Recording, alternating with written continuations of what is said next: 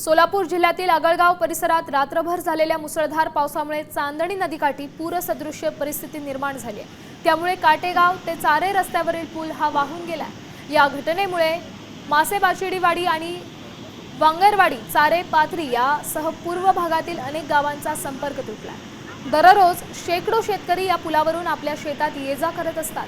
पूल वाहून गेल्यामुळे शेतकऱ्यांना शेतातील कामकाजासाठी मोठ्या अडचणींचा सामना करावा लागतो।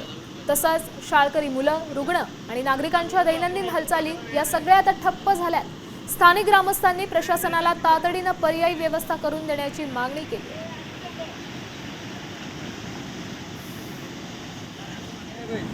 हे साहेब इथं गार्ड बसवण्यासाठी आलते। या साहेबांना सांगितलं होतं की हा पूल एक दिवस वाहून जाईल।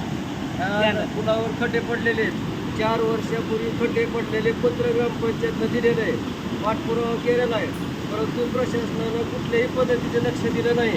ह्या सर्वस्वी जबाबदार सार्वजनिक बांधकाम विभाग क्रमांक 2 जिल्हा परिषद हा जबाबदार असून आज अशी परिस्थिती आहे।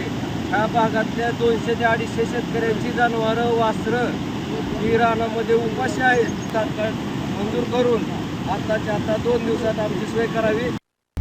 आता isakal.com आहे देशातील नंबर 1 ची मराठी न्यूज वेबसाईट। प्रत्येक अपडेटसाठी isakal.com ला नक्की भेट द्या।